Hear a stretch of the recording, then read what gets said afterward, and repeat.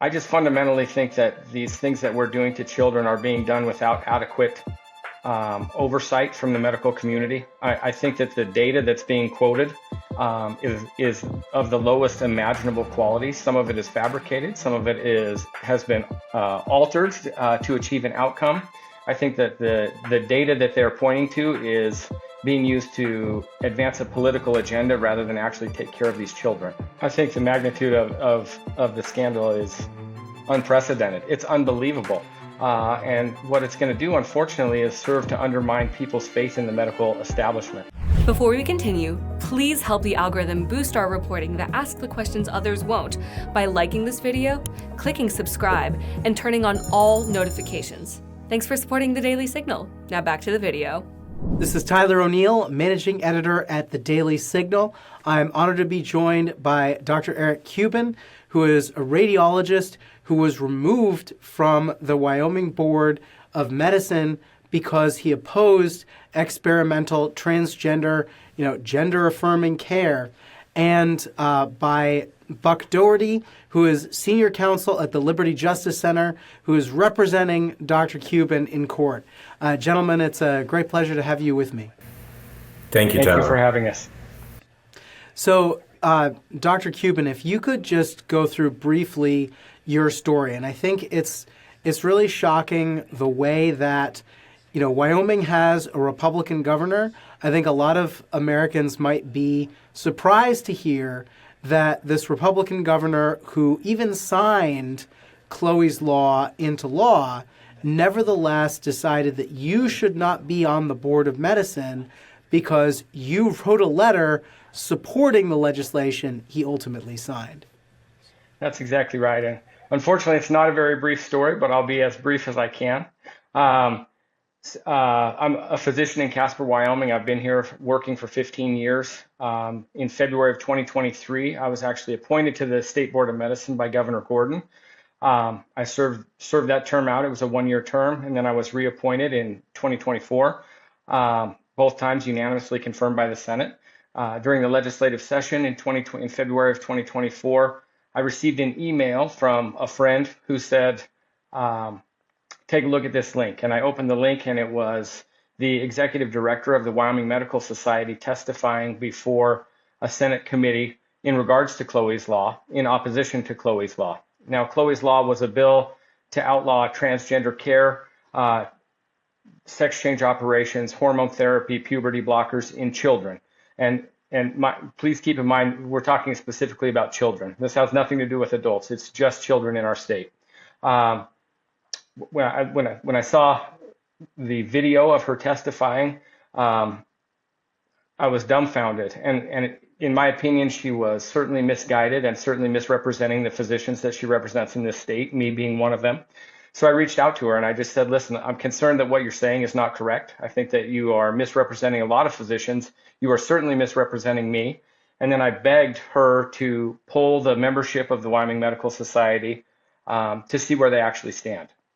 She expanded the audience to the president of the Wyoming Medical Society, who then expanded the audience to the entire 32-member board, which was music to my ears because I wanted all of them to hear what I was saying because what they were doing was wrong. It was just simply wrong. And over the course of a couple of weeks and many, many emails, I just implored them, please. And I didn't ask them to come out in favor of the bill, but I asked them to change their position to neutral until such time that they've polled their members to make sure that they're appropriately representing their membership, because they were telling the legislators in Wyoming that all of the doctors in the state were unified in opposition to Chloe's law, and that's why we need to kill Chloe's law.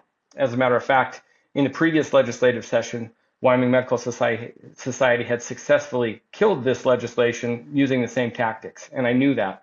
And I begged them over and over and over, please poll your members, and you're misrepresenting me. And finally, it got to the point where I had no choice. I either take action or I allow this to happen again. Well, I wasn't willing to let it happen again. And so I sent an email to Wyoming Medical Society explaining that they had been misrepresenting me and my voice was not being heard. And even though I've gone through all the appropriate channels and I pay them to represent me, they're misrepresenting me and I can't stand for that. And so I have no choice but to act on my own. And so then I wrote an email to the legislators in the state house in Wyoming. And the first half of that email was an indictment of Wyoming Medical Society and exposed them for what they were doing. And the second half was an explanation of why the bill should pass. Then I got on the phone and I talked to several members of the House committee that were critical in getting the bill passed. And ultimately, to some extent, I had some effect in it. The bill that had previously been killed passed the House 55-6. It then went back to the Senate, where it was passed overwhelmingly again. The governor subsequently signed it into law. And then 2 weeks later, I got a phone call from the governor's chief of staff saying, because of the email that you sent and the position that you took against Wyoming Medical Society, the governor has decided to remove you from the State Board of Medicine. So I was dumbfounded. I received that phone call. Simultaneously with the phone call, I received an email from another member of the governor's staff with a binding signed document from the governor saying that he was removing me from the Board of Medicine. Again, I was shocked. I was dumbfounded. I've never been fired from anything in my life. I didn't know what to do. And so I took a little bit of time and I talked to a friend of mine who I was on a trip with, and he suggested that, maybe you would rather have history represent that you resigned rather than were removed. And so he suggested to me that maybe I should reach back out to the governor and the governor's chief of staff and ask if they would accept a letter of resignation. So 4 days later, I sent a letter of resignation to his staff. But this was 4 days after I had already been kicked off the board. Can you break down a little bit for me? There seems to be a gap between the fact that the governor signed this law and then the fact that he removed you for supporting this law. His rationale for removing you, would you go through that and then briefly respond to it? Because I believe you don't exactly agree. Well, so I am not a mathematician, but I do know some basic things. When 1 + 1 doesn't equal 2, something is being added to the equation. So I don't know whether the governor actually was opposed to this bill, but signed it because he knew that he couldn't, that any veto would be overridden, or if there is someone of influence and in a powerful enough position who was upset enough about what happened that they wanted the governor to extract a pound of flesh, and it happened to be my pound of flesh that was extracted. I don't know. It absolutely makes no sense. At the end of the day, I was doing what was right. I was standing up for the children in the state. Everyone knew that. So I don't know whether the governor just personally disagreed with the legislation, or if somebody in one of these organizations that was involved had twisted his arm a little bit to say, this Cubin guy's got to go. I don't know the answer to that question.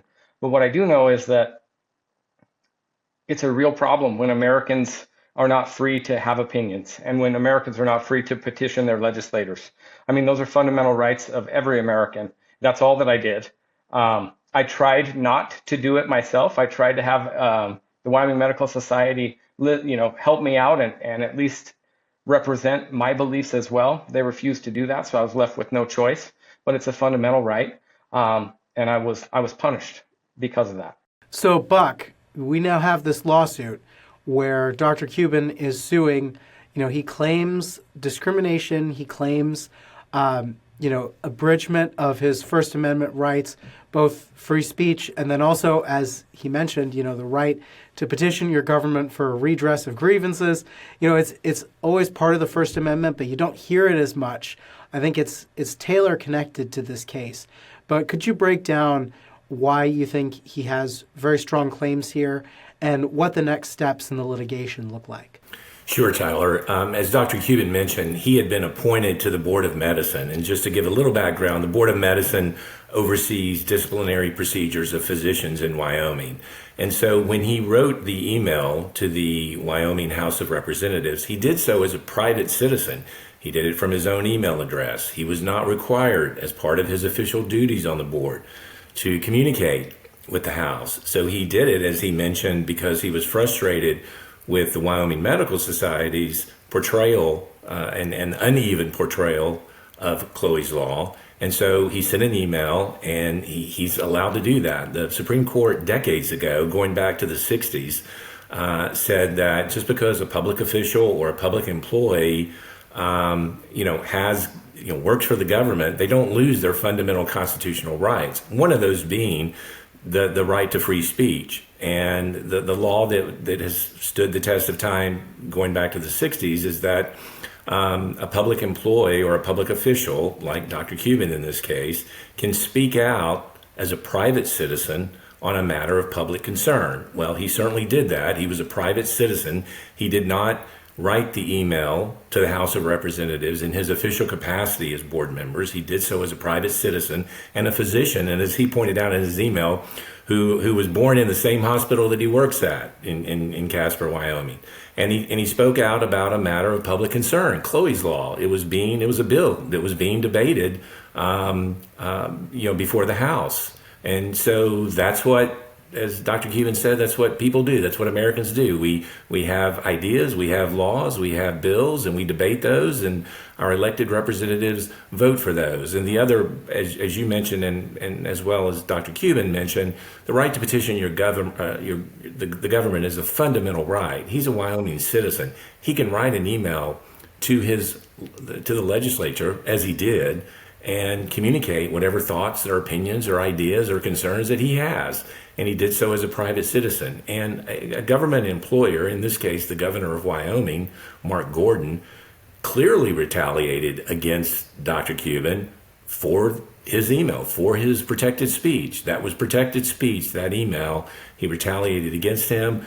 Going back to the Pickering versus Board of Education decision in the 60s, it's very clear, the Supreme Court has said, government employees, government officials do not lose their constitutional rights just because they accept government employment. So we think he has a strong case, and we look forward to presenting that argument at the upcoming preliminary injunction hearing. Yeah, he's filed a motion to be given his job back, and that's in a preliminary injunction, which would be restoring his job for the case of the lawsuit until it is finally adjudicated. Which, of course, could take quite a long time. But that hearing is for next month, correct? That's correct. It's set for Friday, November the 8th, and that's right. We have asked for a preliminary injunction, and certainly losing your First Amendment rights is one of the areas that the Supreme Court has said that's irreparable harm, where entitling someone to a preliminary injunction. In this case, we've asked for him to be restored, and the court to order the governor to restore him to the Board of Medicine. So, Dr. Cubin, I want to hear a little bit more. I'm familiar with the story of Chloe Cole. What really convinced you that Chloe's Law was worth pushing back on the Wyoming Medical Society and saying that they were misrepresenting you? Why is this issue so important? And do you find Chloe Cole's story particularly convincing on that score? So, in all honesty, I knew nothing about Chloe's story before this all started. I knew that her name was on the piece of legislation, but I didn't know any details. I just fundamentally think that these things that we're doing to children are being done without adequate oversight from the medical community. I think that the data that's being quoted is of the lowest imaginable quality. Some of it is fabricated. Some of it has been altered to achieve an outcome. I think that the data that they're pointing to is being used to advance a political agenda rather than actually take care of these children.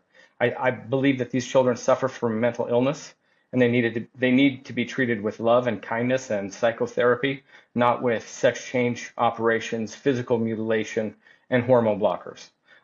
So just fundamentally, I think we're doing the wrong thing for these children. And I think we're all, that as a society, we're doing it for the wrong reasons. I think there's a political agenda being pushed here, and the people who are pushing it are willing to sacrifice our children to advance their political agenda, which I find to be just absolutely appalling. So I fundamentally believe that what I did was right, what I stood up for was right, that I was standing up for the children and doing the right thing. I can tell you that in no other field of medicine would any of these interventions be accepted without far better data than what we have for transgender care. After I stood up, there was a whistleblower within an organization called WPATH. WPATH is the worldwide leader in gathering and collecting data for transgender care. And then they were exposed that what they were doing was being done to drive this political agenda rather than to take care of children, that their data was weak, that they knew they were harming children, that they knew that children can't adequately give informed consent. And those are all the things that I was saying. And the truth is that there is data on both sides of this issue. It's a very controversial issue. We really don't necessarily know what's right and wrong because we don't have long-term data. But in any other field, you have to have long-term data, and you have to have proof that these interventions are effective and that they actually help patients rather than hurt them. And I just don't think we have that in this case, and that's what I was saying. When files from WPATH, the World Professional Association for Transgender Health, which presents it's really an activist group, but it presents itself as the medical authority on this issue. Those internal documents showed that doctors at WPATH knew that these transgender interventions were associated with a higher risk of liver cancer in teenagers, that, they had somewhat sterilizing effects. And of course, the issue that you brought up, they put these children on a lifelong path of continuous interventions to which the children cannot give informed consent. If you're talking to a 6-year-old, a 7-year-old, even a 14, 15, 16-year-old, and you say, look, if you get on this path, you're going to become sterilized, you won't be able to have children of your own, they have no earthly idea what that really means. And they can't give informed consent. So it's the basic nature of this issue. And, to my mind, this is a medical scandal of epic proportions, because we have an entire medical industry that is suddenly going hook, line, and sinker for this ideology that not only goes against common sense, goes against basic biology, goes against traditions of, various faiths throughout the world, Christianity, but also Judaism, Islam, the basic traditions of the world all say that you can't change. If you're a boy, you can't become a girl. If you're a girl, you can't become a boy. And yet, we have a medical industry that's grabbing this, putting these kids on a lifelong intervention that, by the way, lines the pockets of these drug companies, these insurance companies that will, continuously be having these kids with these interventions. I just wanted to hear from you how big you think this medical scandal is and what it's going to take for doctors to acknowledge the very real concerns that you've brought up and turn these bodies away from this ideology. I think the magnitude of the scandal is unprecedented. It's unbelievable. And what it's going to do, unfortunately, is serve to undermine people's faith in the medical establishment. COVID did not help, and this certainly does not help.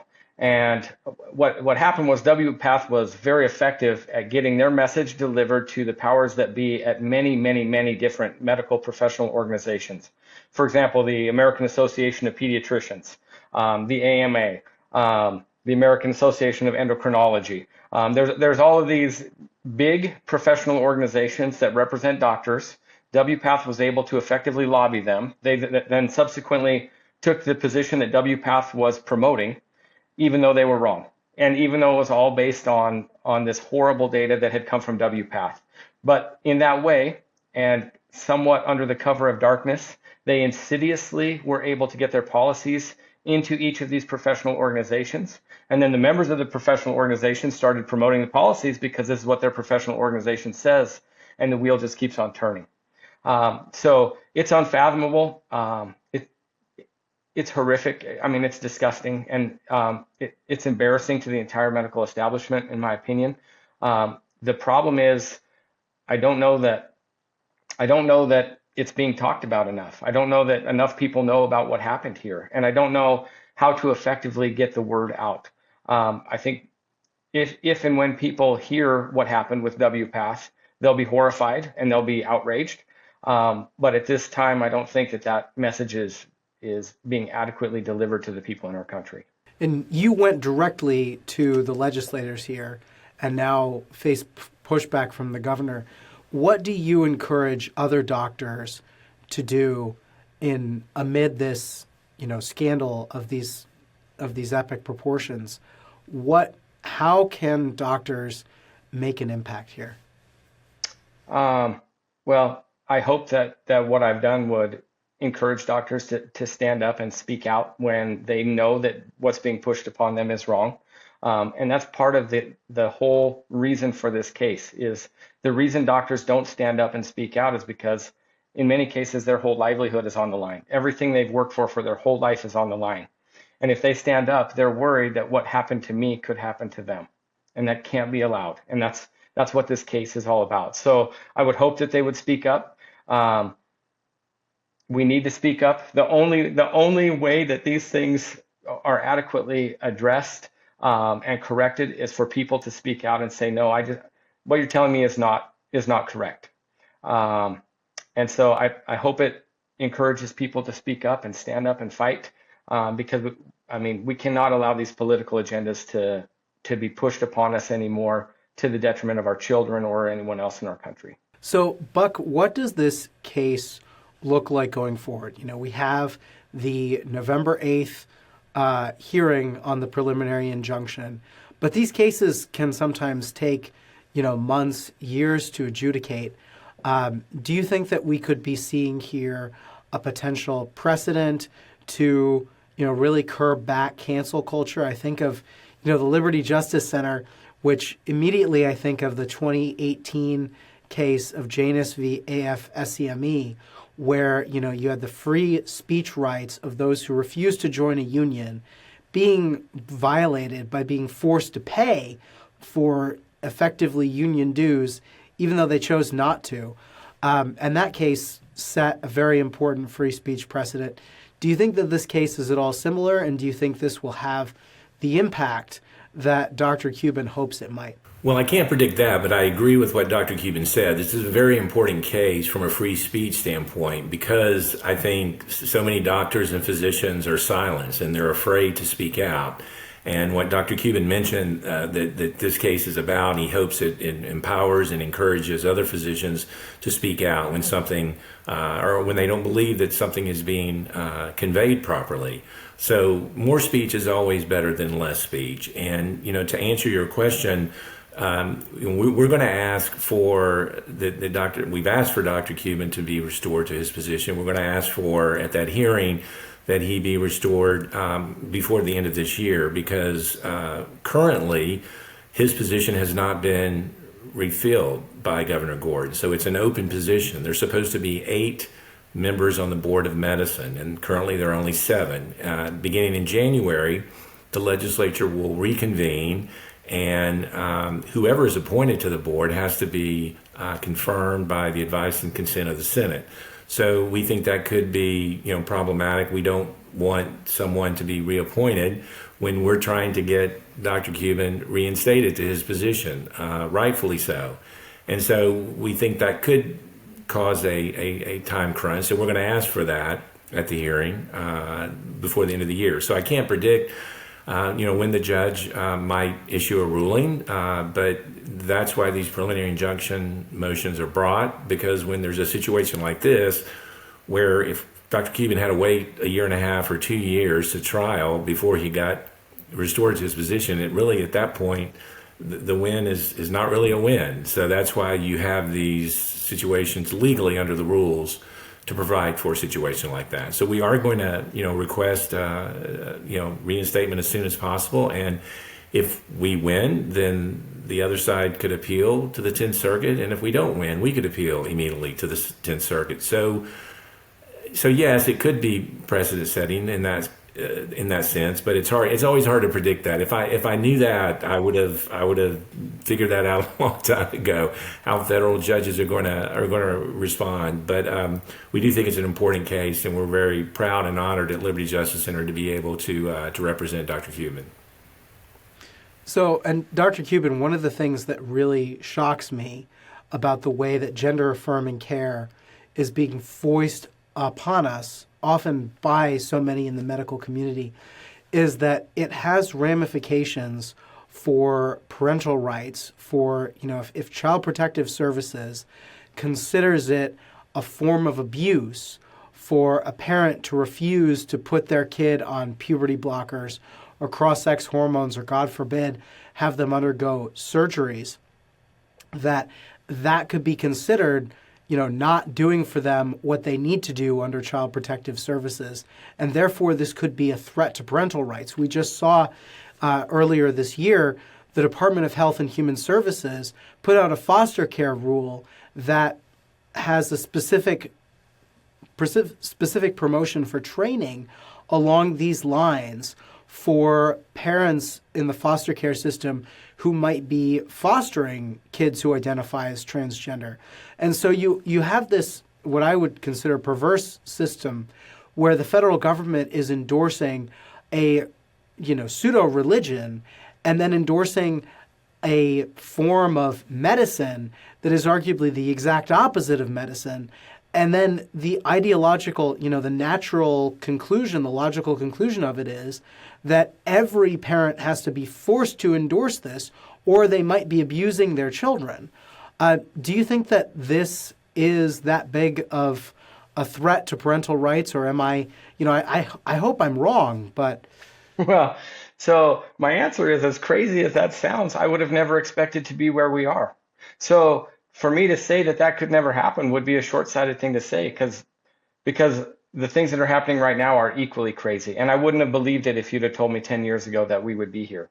When you look at the people at the Department of Health and Human Services, you look at the deputy director of the Department of Health and Human Services, you look at the people who are forming policy on behalf of our country, very clearly they have an agenda, and very clearly they're pushing that agenda. And that agenda is outside of the medical community. It is a government-driven agenda.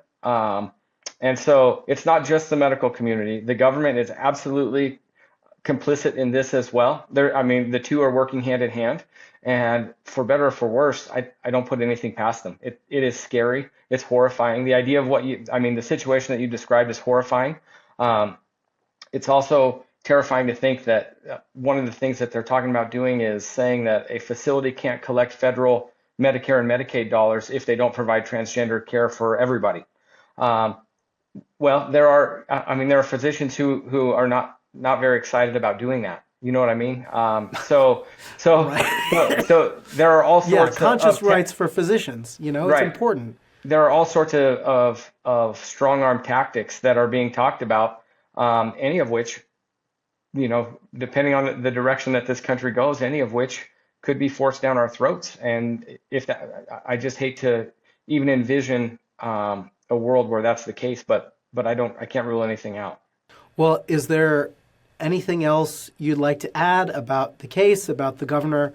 It seems a little bit weird to me that you want to rejoin the board from which the governor, removed you on these weird pretenses when, somebody else on the board had testified for a very controversial thing and then not gotten kicked off.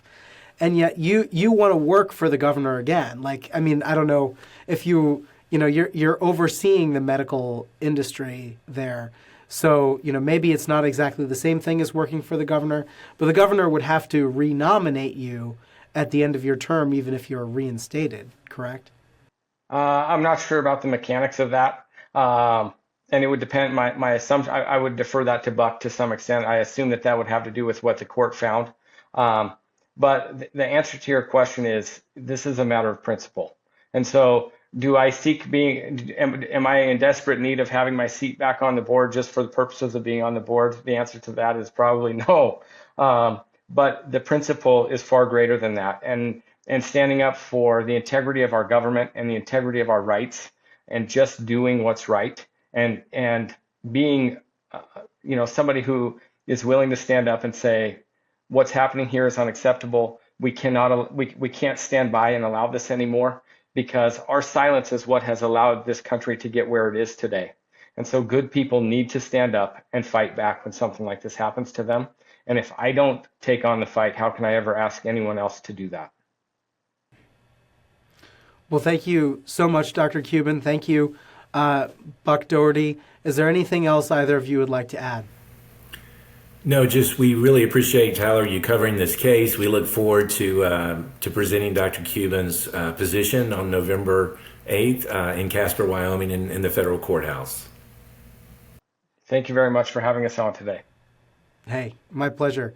And where can Americans, or those residents of Wyoming, but also Americans more broadly, learn about the case and support Dr. Cubin in this effort? Sure. Our website, libertyjusticecenter.org, libertyjusticecenter.org, and you can go to the case page and see all of the media and all of the documents that have been filed in court.